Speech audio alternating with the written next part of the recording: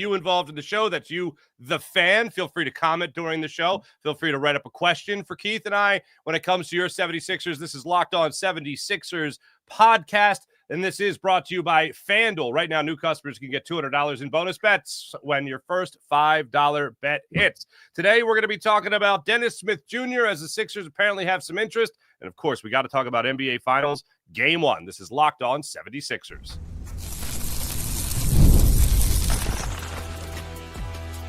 You are Locked On 76ers, your daily Philadelphia 76ers podcast, part of the Locked On Podcast Network, your team every day. Welcome in once again to Locked On 76ers. We appreciate you making Locked On Sixers your first listen every day. Make sure you guys like and subscribe to Locked On Sixers YouTube channel. Keith Pompey, Inquirer.com. I'm Marc Farzetta.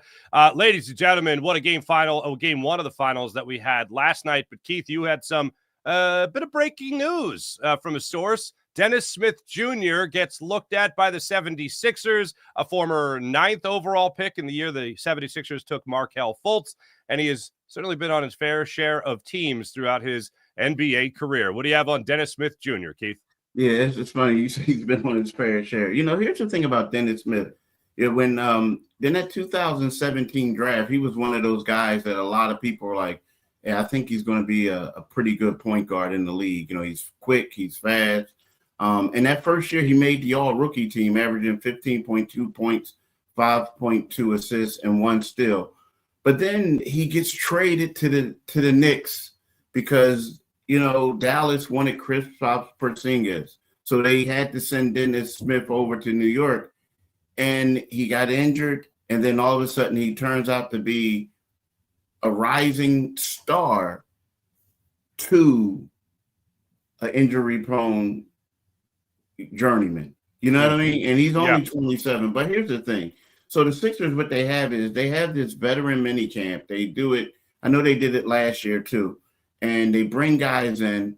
You know, you get a guy like a Dennis Smith, a guy who was a vet.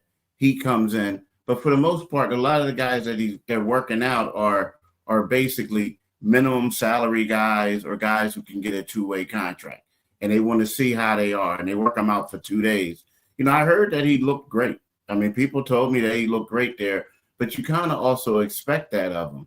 But the question is, when you look at him, you say, okay, if he's willing to come for less money just to make it, you know, in the league, you ask yourself, well, is he better than Jeff Doughton?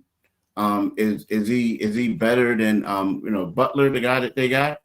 So you say to yourself, like, yeah, he is. The question is, you know, is he willing to be a backup point guard, you know, for Tyrese Maxey? Can he run the offense when Maxey's not there? Can he get the bucket? So to me, it doesn't hurt to look at a guy like this. And, you know, again, you're bringing him into this type of environment. I'm pretty sure the next thing they would like to do is like, hey, do you want to have open runs with the guys, you know, with Maxey and them, and see how that goes along. But to me, it's not going to hurt you by bringing a guy in and taking a look at him.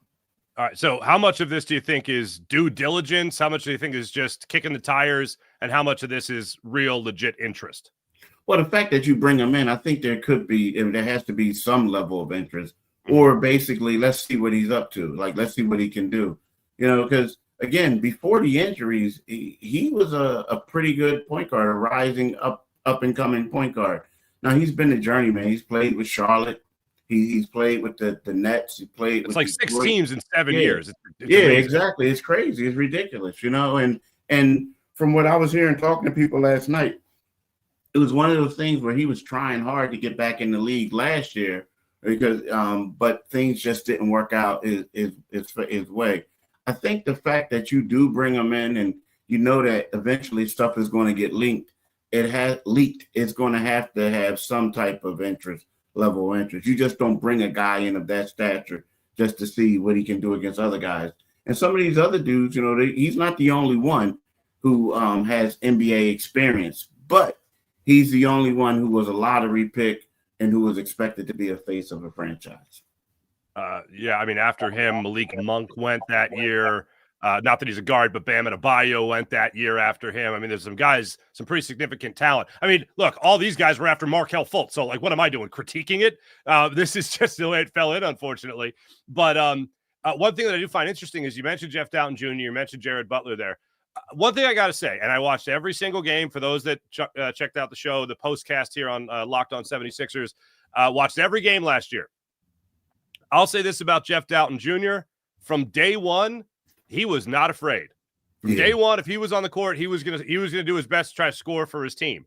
Later on, as they pressed the button to go tank mode for this team, you looked at Jeff Doughton Jr. take that step forward. Obviously, Quentin Grimes came in here, showed what he could do, and Jared Butler also not afraid. You're pretty set when it comes to a backcourt, I think, if you're looking to go more of a veteran route, more of an experience route, and you want to go more of a younger veteran, 27, as opposed to 36, 37, like Kyle Lowry or a Ben Gordon, then this would be more of a route I'd be inclined to go if I'm the 76ers, to have a little bit of an older player, but not necessarily that aging veteran type that they added last year. Yeah, true. I mean, and I understand that, but also it's also a player who you look at it and you say to yourself, you know, this guy has NBA experience. You know, is he someone that we can depend on to go in there and mix it up? And see, the thing about it is you mentioned that he's 27 years of age, right? Jeff Doughton Jr. is 28. So Jeff Doughton is older than him, right? Wow. You understand what I'm saying? So when you factor that in, you got a guy like Jeff Doughton who's basically, and I'm a huge Jeff Doughton fan. Like, I like what he brings. You say, not afraid. He does a lot of other things. I think that, unfortunately for him, he's just one of those guys that keeps getting in bad situations because he was an undrafted guy. He always has to prove himself. But when you look at it, you know, you got one guy who was a lottery pick, you know, one guy who was a starter in this league, you know, a guy who, like we said, was expected to be a face of the franchise, and he's 6'2". Some people say he's 6'3". Well, you have Jeff Doughton, a guy who was, you know, basically a career two-way player. Now, the Sixers did convert his contract 2 seasons ago towards the end. The same thing with the Toronto Raptors. They did that, but then he ended up back with another two-way. He's 6'3" as well. So when you look at it, you say, okay, they're the same age. Well, this guy's a year younger. Are we getting more bang for our buck if we can sign this guy to a minimum salary as opposed we would get with Jeff Doughton? So to me, it makes sense to bring him in because of that. When you factor in the age factor, the height, and let's face it, he's just a better player who's more experienced. All right, when we come back, we got to talk about game 1 of the NBA Finals. Absolutely incredible. It did not disappoint at all. Tyrese Haliburton continues to just go bananas in the postseason. It is so much fun to watch. And SGA wasn't terrible last night, but when they needed him the most for that last shot, or I should say second to last shot, real shot, I guess, came up small, unfortunately, for OKC. When we come back, we're also going to give you a stat that is absolutely mind-blowing about last night's finals and Tyrese Haliburton. That's when we return. Also, make sure you guys get involved in the chat today. We are live, so we can take your comments and interact with you guys a little bit and have some fun. That right there, Keith Pompey. I'm Marc Farzetta. This is Locked On 76ers on the Locked On 76ers YouTube channel. Right now, I got to tell you about the incredible people. We're talking about how amazing FanDuel is, and you guys should take advantage of all that FanDuel has to offer right now, especially during the NBA Finals, because FanDuel is where it's at. When talking about FanDuel, you can look at the money line bet possibly on OKC last night, and a lot of people did that, involved in a parlay.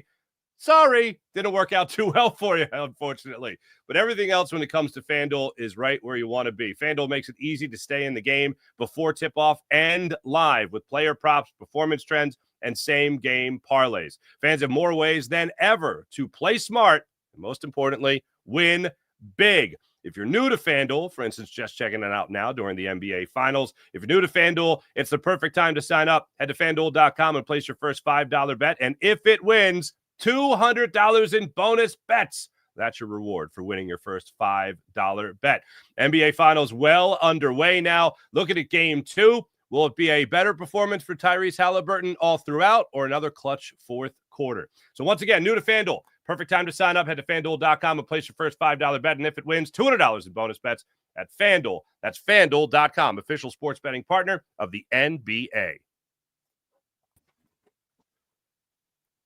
The Indiana Pacers, Keith, did not lead at any point other than when it mattered most, with 0.3 seconds left on the clock after Tyrese Haliburton knocked down that jumper. Now, let me just give this stat. We talked about it before the show. This is the mind-blowing stat. I want to make sure I deliver on this tease.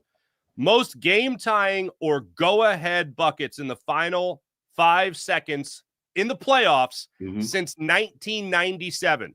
LeBron James with 8, Tyrese Haliburton and Reggie Miller with 5. So only LeBron James now has more playoff buckets in the final 5 seconds since 1997 than Tyrese Haliburton and Reggie Miller. And here's the other thing. It's Tyrese Haliburton's 4th game-tying or go-ahead bucket in the final 5 seconds of an NBA playoff game. 4th this season, this postseason. Now, we did check. LeBron James has played in, 292 postseason games. Yeah. Tyrese Haliburton, I believe last night was his 33rd. Wow. So that is just one of those things you look back on. That's pretty amazing. Pretty amazing, especially think about it. Everybody's saying, oh, he's overrated.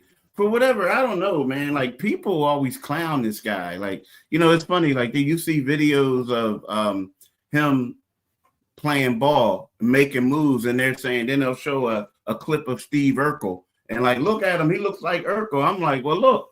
He can look like Urkel all he wants. I'm giving him the ball with the game on the line. I mean, he's a good player, and it's crazy that you say that because for him to be so quote unquote overrated, voted overrated by his peers, he's doing things that Hall of Famers have done. And you factor it in, like, it took LeBron over 290 games to do it. And he's done it in 30-something. That's amazing, man. That's amazing. And, they got to give this guy his flowers because he is the real deal. I'm just going to say that. He's legitimate. He's legit. The amazing thing about it is, again, throughout his entire playoff career, LeBron James, 8. Tyrese Haliburton in one postseason run for this year, this one postseason, 4 in this year alone. He's halfway to LeBron already in just that. That's how amazing, flat out miraculous this postseason run has been for him. And hey, as far as the Urkel references, man, Tyrese Haliburton is far more Stefan, if you get the reference. And I think Laura Winslow would be far more into Tyrese Haliburton than either Stefan or Urkel. And that's acknowledging how smooth Stefan was. So don't put the quarter in the TGIF machine. You know what I'm saying, friend? Yeah. I got to ask you a question. Did you watch the whole game? Mostly the second half. I was still doing Phillies post-cast stuff. Okay. Locked on before I flipped over to the second half. Yeah. The only reason I want to ask, because I'm watching the first half, I'm like, man, they're getting blown out. And then all of a sudden, I'm like, whoa, everyone's saying, that they were going to get crushed. Well, maybe it's true. And then, like, I start channel surfing. And then all of a sudden, I'm like, oh, they're coming back. They're coming back. So it just seems like I watched the best part of the game, the most exciting part.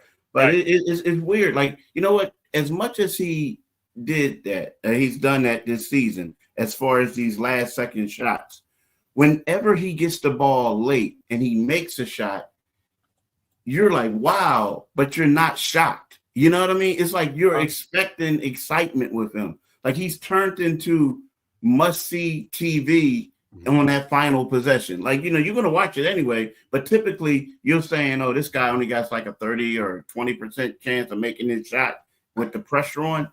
Nah, dude, his stuff is like 85, 90. Like, he's legit, man. He's legit.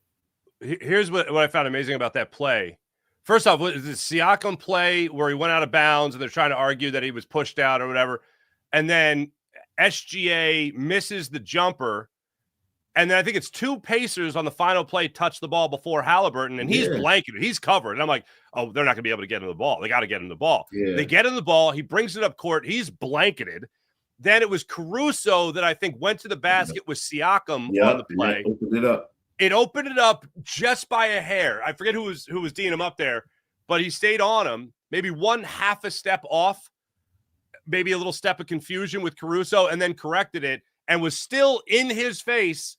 But that little space was enough to get Haliburton to have the shot go off. And when it left his hands, I went, no way. And I went, oh my, and then he sunk. Yeah. He hit it. And the guy who was guarding him was Wallace. It was Wallace. Okay. Yeah. But that was smart. I mean, and also it was smart for him to like take that shot, but also it tells you how Pascal Siakam's high basketball IQ, instead of just standing there and watching, he drove to the basket knowing that Caruso would have to either give up the game-winning layup or trail him, and then will enable Haliburton to take an easier shot.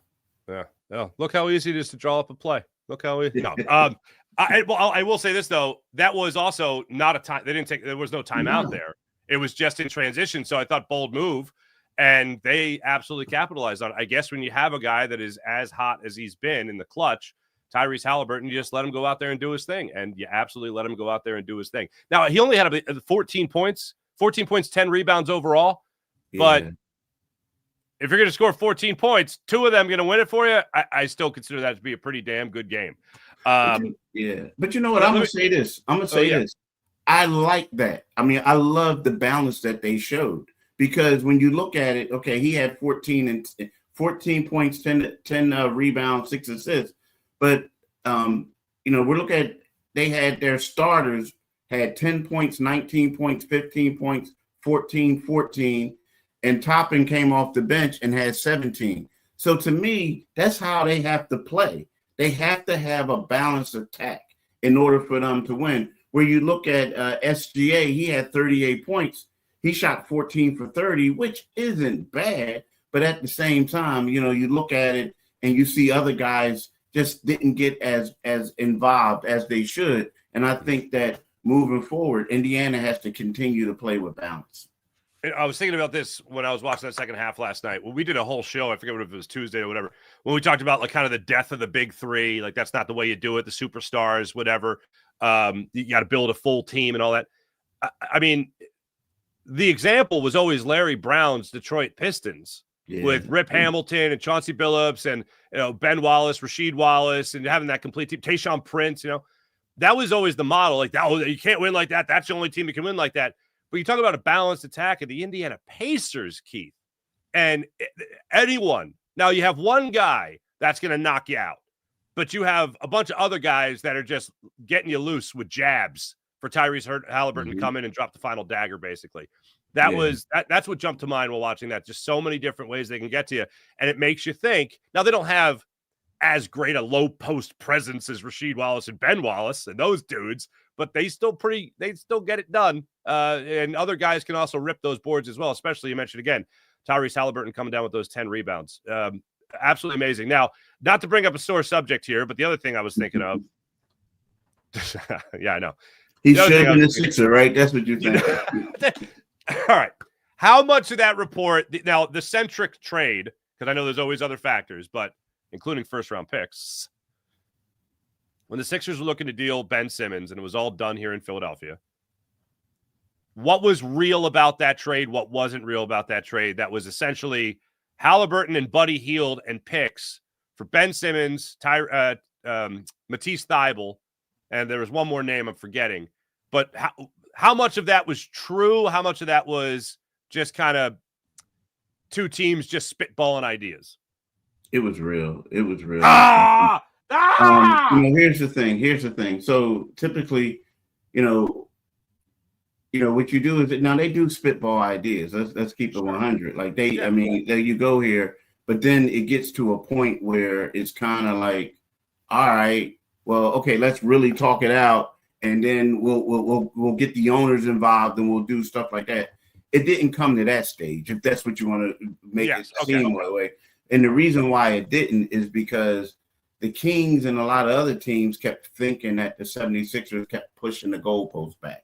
Like, you come up and say, would you make this trade if we do this and that and this and that and add this?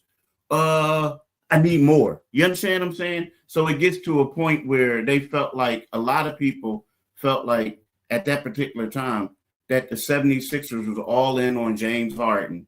And no matter what you offered them, they were going to push the goalposts back.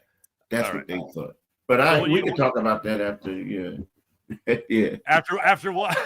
I mean, like, we can talk about it now. I mean, yeah, we can talk about it. Yeah. Yeah. No. The only thing I was just going to say was you just mentioned the 76ers. What I heard was Daryl Morey. Daryl Morey was locked in. Now, obviously, he is the Sixers. Yeah. Daryl Morey's locked in on James Harden. True, but we got to realize something. When we think back to this, right?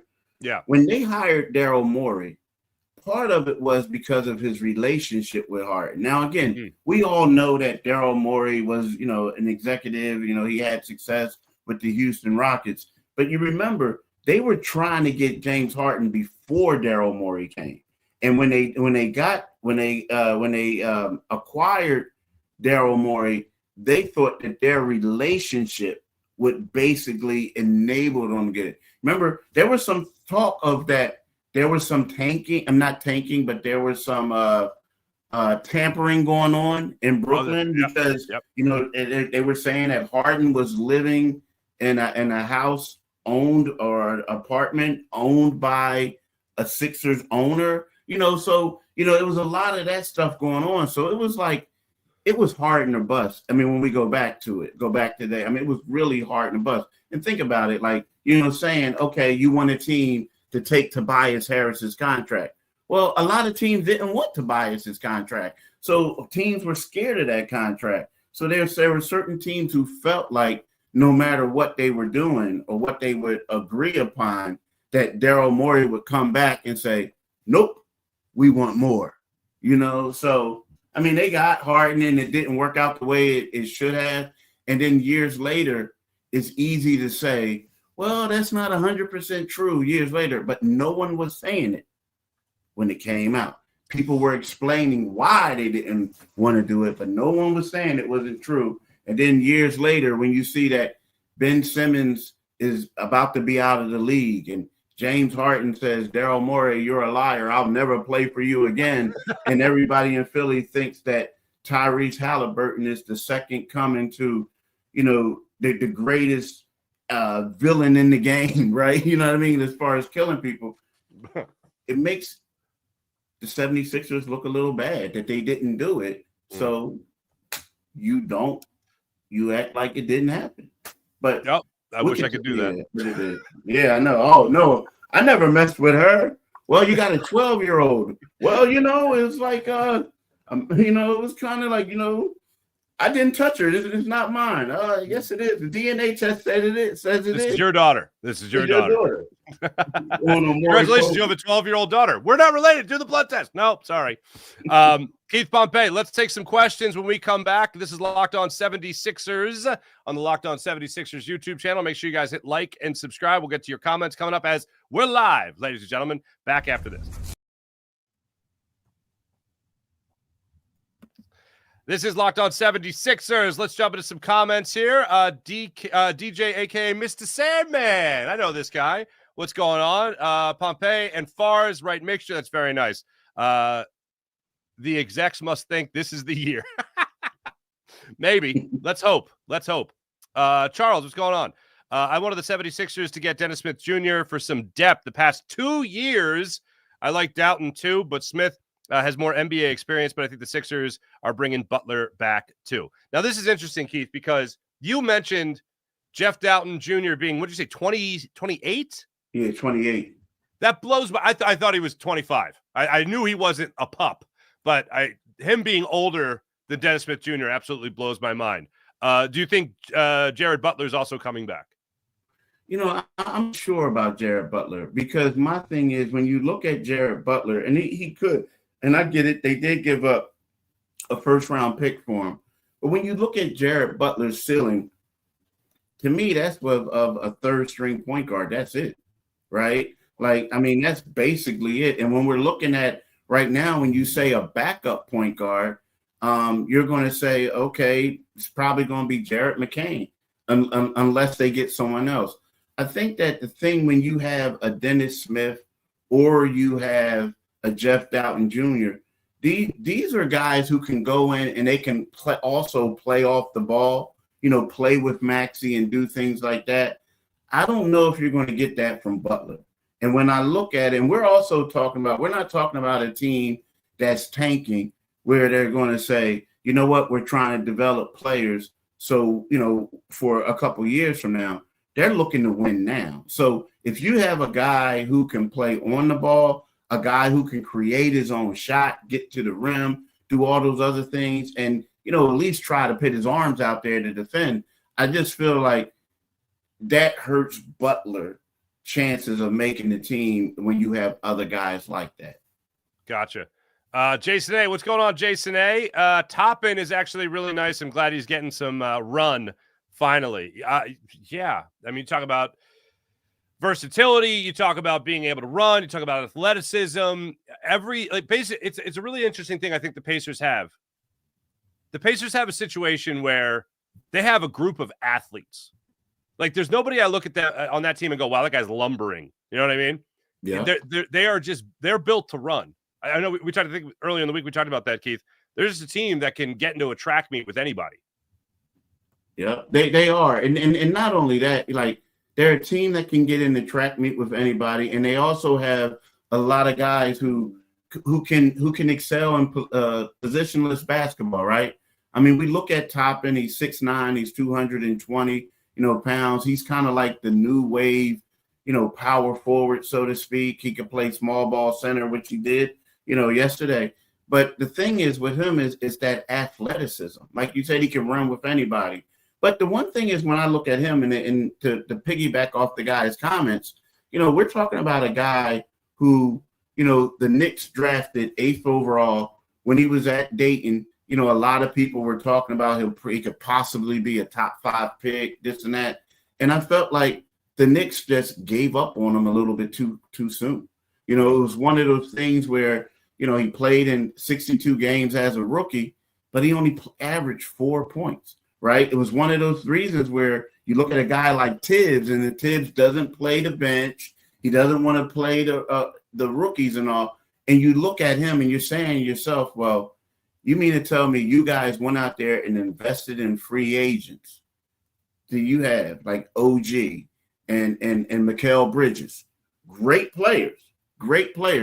But then you also had a guy like Toppin who you could have developed and could have been, maybe not as impactful, but at the same time, a guy who could have had a pretty good role. And I feel like he's the type of guy that they're missing right now. So, yeah, I mean, he's a product of a team taking him and utilizing him and being patient with him, because he averaged 4 points as a rookie, then 9 as his second year, and then the last 3 years he went 7.4, 10.3, 10.5. So, he's shown some improvement. And you know what? I think the Knicks really messed up. They really messed up by letting this guy go.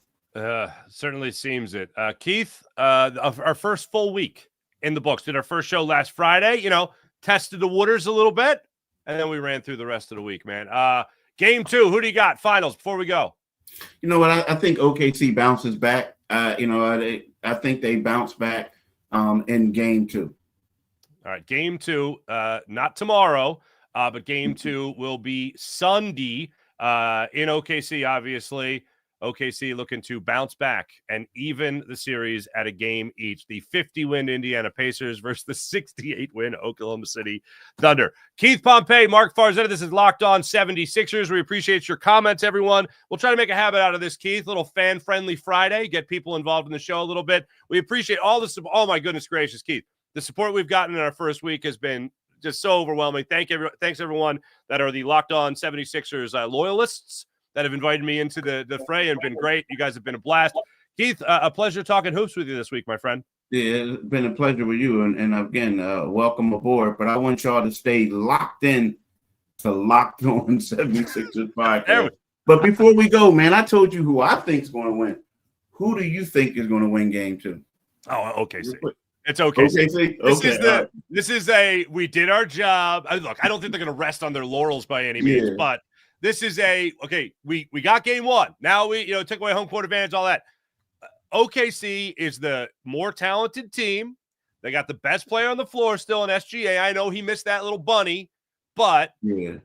I think it's a SGA takeover game 2. I think they win game 2. I think they go to Indiana even at a game apiece. But, yeah, I absolutely think that the Pacers right now went, okay, we did our job. We did our job. Yep. Now we're going to try to do it again. But I think OKC hits the next gear, and they not just lead by 15 as they did last night, but they hold on to it in game 2. So and I just want to answer one question from Love Christ right quick. Here's the deal. Typically what happens in the playoffs, the losing team suddenly gets a little bit of an advantage sometimes because guess what? They start making adjustments, right? And also it's kind of like when I say bounce back, I'm saying because what happens is for the next couple of days, all everyone's going to talk about is Tyrese Haliburton's shot and how SGA missed the shot. And then they're going to like spend the next couple of days thinking like, we got to come out fired up mode and doing whatever we can. We got to play for 48 minutes, this and that. That's why I'm saying that OKC is going to bounce back. I get the 25 turnovers. I get all that other stuff, but it just seems like I'm from covering the league is one of those things where the team that loses or is the team that's saying, okay, now we got to make adjustments. Now we got to do something differently. And they may come out as a bigger team. They went small ball the first game. They may come out as a bigger team the second game. Fair enough. Keith Pompey, again, a pleasure. Love Christ. Thank you very much for chiming in. Thanks, everyone in the comments that chimed in on the show. We'll be back with you guys on Monday to recap game 2 of the finals. Also talk about what comes up with the 76ers as the draft is just a couple weeks away. Keith Pompey, make sure you guys are reading this stuff on Inquirer.com. Make sure you guys are checking us out right here on Locked On 76ers. See you guys on Monday. Bye.